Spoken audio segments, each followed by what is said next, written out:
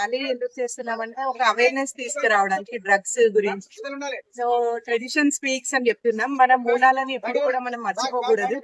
ఈ రోజున చాలా మంది యువత ఈ డ్రగ్స్ కి అలవాటు పడి వాళ్ళ జీవితాన్ని నాశనం చేసుకుంటున్నారు. డ్రగ్స్ అనేది ఒక ఆల్టర్నేటివ్ గా తీసుకుంటున్నారు. వాళ్ళు ఏంటంటే ఒత్తిడి కానీ లోన్లీనెస్ నుంచి అవాయిడ్ చేయడానికి డ్రగ్స్ అనేవి ఒక ఉపశమనం లాగా చేసుకుంటున్నారు.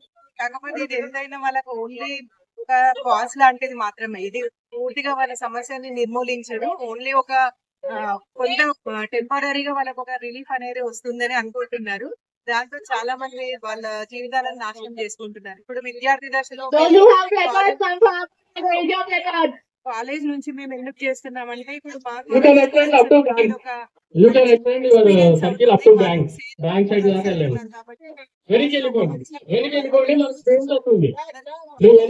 కాబట్టి